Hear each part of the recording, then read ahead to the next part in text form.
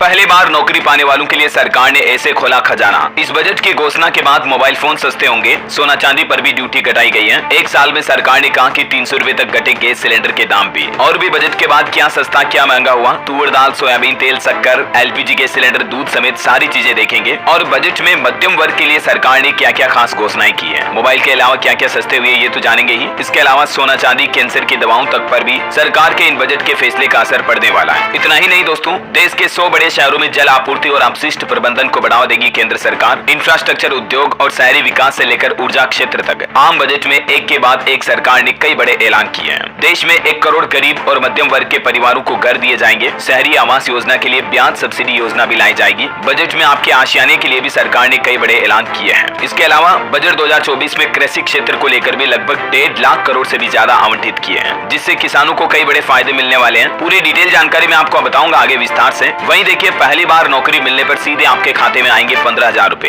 और आपका पीएफ का पैसा भी सरकार देगी। 2 करोड़ से ज्यादा युवाओं के लिए सरकार की तरफ से बड़ा ऐलान किया है। रोजगार को लेकर बजट में सरकार की तरफ से ये कुछ प्रमुख घोषणाएं की गई हैं। डिटेल जानकारी जानेंगे दोस्तों अपन आगे। इसके अलावा मोदी सरकार के तीसरे कार्यकाल के पहले बजट में रेलवे को लेकर भी क्या कुछ बड़े ऐलान हुए। ट्रेन पैसेंजर यानी कि रेल यात्रियों के लिए भीड़ और सुरक्षा को लेकर सरकार ने कुछ बड़ी घोषणाएं की है। देश के वरिष्ठ नागरिकों यानी बुजुर्गों की भलाई के लिए भी सरकार ने बजट में कई कुछ ऐलान किए हैं। इसके अलावा किस सरकारी योजना के लिए कितना पैसा खर्च होगा, किन किन मंत्रालयों को कितना पैसा दिया गया है, A to Z इन्फॉर्मेशन बिल्कुल आसान भाषा में आपको इस बजट का कंप्लीट सारांश point two point wise highlights के रूप में मिलने वाला है। मैं कांच की तरह क्लियर आपको समझाने की कोशिश करूंगा दोस्तों, तो बिल्कुल वीडियो को ध्यान से पूरा देखते रहिएगा। आपको पता होगा, आज सुबह देश की वित्त मंत्री निर्मला सीतारमण ने अपना 7वां बजट पढ़ा 11 बजे। राष्ट्रपति ने वित्त मंत्री को दही चीनी भी खिलाई बजट से पहले, और वित्त मंत्री ने अपना बजट भाषण भी इस बार इंग्लिश में दिया, यानी अंग्रेजी में था वो। तो आइए अपन हिंदी में आसान भाषा में इसके सारे हाइलाइट्स समझ लेते हैं। देखिए, टैक्स छूट को लेकर सरकार ने सबसे बड़ा फैसला लिया। न्यू टैक्स रिजीम में अब 8.25 लाख रुपए तक की इनकम वाले लोगों के लिए टैक्स बिल्कुल फ्री होगा। एनडीए सहयोगी नीतीश सरकार और नायडू के स्टेटस को भी 59 और 15,000 करोड़ रुपए का पैकेज मिला है। यानी बिहार और आंध्र प्रदेश राज्यों के लिए सरकार ने इस बजट में कुछ खास स्पेशल पैकेज रखा है। सियासी गठबंधन का असर भी देखने को मिला। सबसे पहले सरकार ने बजट में अपनी 9 प्राथमिकताएं गिनाई कि इस बार का बजट मुख्य तौर पर किन प्राथमिकताओं पर आधारित है। देखिए, खेती में उत्पादकता को बढ़ावा देना, रोजगार और क्षमता का विकास, समग्र मानव संसाधन विकास और सामाजिक न्याय, विनिर्माण और सेवाएं, शहरी विकास, ऊर्जा सुरक्षा, अधोसंरचना, नवाचार, शोध और विकास और अगली पीढ़ी के लिए सुधार करना। ये इस बार के आम बजट पूर्ण बजट की 9 प्राथमिकताएं रही। वित्त मंत्री ने अपने बजट भाषण की शुरुआत गरीबी, महिलाएं, युवा और अन्नदाताओं को केंद्र में रखते हुए की है। सरकार ने कहा कि महंगाई दर को 4% पर लाने का प्रयास किया जा रहा और किसानों को 50% मार्जिन देने का भी पूरा वादा किया। ये क्या है, इसका लाभ कैसे मिलेगा, पूरी डिटेल बताऊंगा आपको। एक पॉइंट टू पॉइंट वाइज शुरुआत करते हैं, ठीक है। देखिए, एक तो इस बार का वित्त मंत्री का बजट भाषण कुछ ज्यादा लंबा नहीं रहा। पिछले कुछ बजट के भाषण हर बार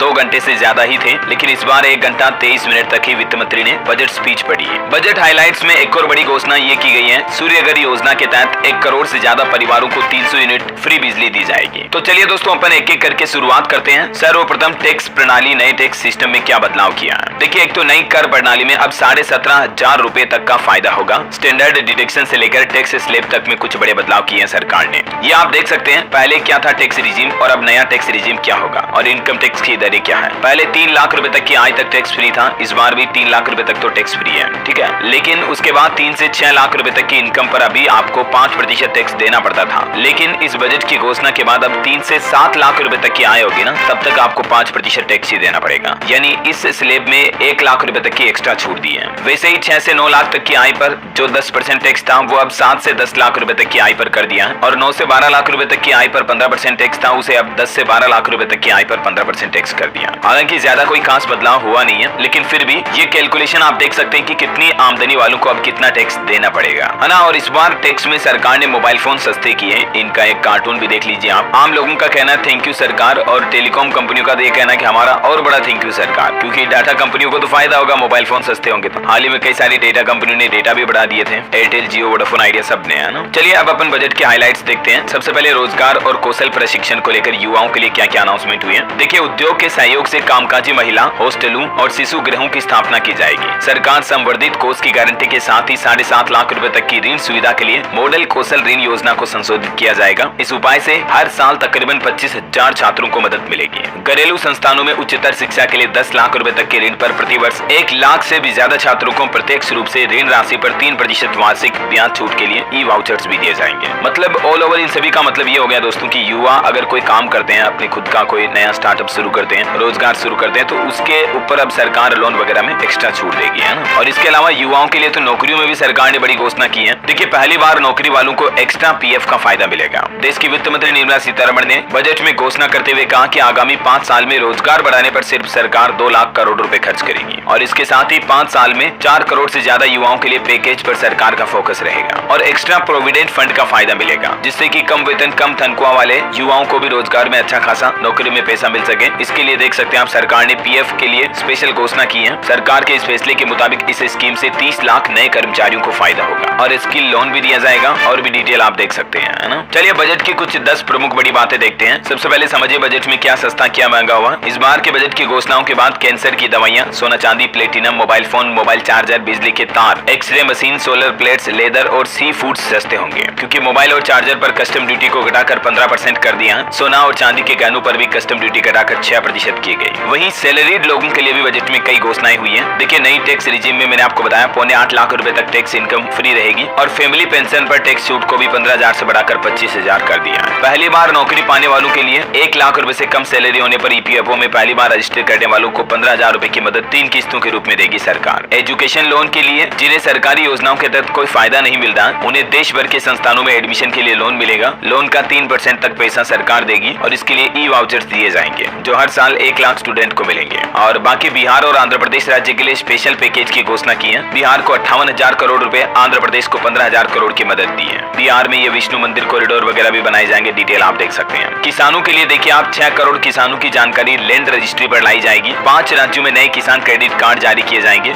युवाओं के लिए मुद्रा लोन की रकम 10 लाख रुपए से बढ़ाकर 20 लाख रुपए की जाएगी। देश की 500 टॉप कंपनियों में 1 करोड़ युवाओं को इंटर्नशिप कराने का भी सरकार ने वादा किया है। महिलाओं और लड़कियों के लिए देखिए लाभ पहुंचाने वाली योजनाओं के लिए 3 लाख करोड़ रुपए का प्रावधान रखा इस बार के बजट में। सोलर एनर्जी को बढ़ावा देने के लिए सूर्य घर मुफ्त बिजली योजना के तहत 1 करोड़ घरों को 300 यूनिट तक हर महीने बिजली फ्री देगी सरकार। ठीक है, और इसके अलावा टैक्स रिलीफ और रिवाइज्ड टैक्स स्लैब वगैरह तो मैंने आपको बताई दी है। अब देखिए उद्योग काम धंधों के लिए सरकार ने बजट में क्या घोषणा की है। देश के 100 शहरों में या उसके आसपास निवेश हेतु प्लग एंड प्ले औद्योगिक पार्क बनाए जाएंगे। राष्ट्रीय औद्योगिक कॉरिडोर विकास कार्यक्रम के अंतर्गत 12 औद्योगिक पार्कों को मंजूरी दी जाएगी। खनिजों के घरेलू उत्पादन, रिसाइकलिंग और विदेशों में महत्वपूर्ण खनिज आस्तियों का अधिग्रहण करने के लिए महत्वपूर्ण खनिज मिशन स्थापित किया जाएगा। और वहीं देखिए सर्विस सेक्टर के लिए वित्त मंत्री ने क्या बड़ा ऐलान किया है। प्राइवेट सेक्टर को हर एरिया में सरकार की स्कीम्स के जरिए मदद दी जाएगी। नेशनल कंपनी लॉ ट्रिब्यूनल के जरिए 3,30,000 करोड़ रुपए कंपनियों को दिए जाएंगे। विवादों के निपटारे के लिए अतिरिक्त ट्रिब्यूनल बनाए जाएंगे। रिकवरी के लिए भी अतिरिक्त ट्रिब्यूनल बनाए जाएंगे। शहरों के क्रिएटिव रीडेवलपमेंट के लिए पॉलिसी लाई जाएगी। देखिए बजट में विनिर्माण एवं सेवाएं एमएसएमई के लिए भी सरकार ने क्या कुछ बड़े ऐलान किए हैं। एक तो मुद्रा लोन की सीमा को 10 लाख से बढ़ाकर 20 लाख किया जाएगा। एमएसएमई सेक्टर को दबाव के दौरान बैंक ऋण आसानी से मिलता रहे, इसके लिए एक नई व्यवस्था की घोषणा की गई है। खरीदारों को ट्रेड्स प्लेटफॉर्म पर अनिवार्य रूप से शामिल करने के लिए कारोबार की सीमा को 500 करोड़ से घटाकर 250 करोड़ किया जाएगा।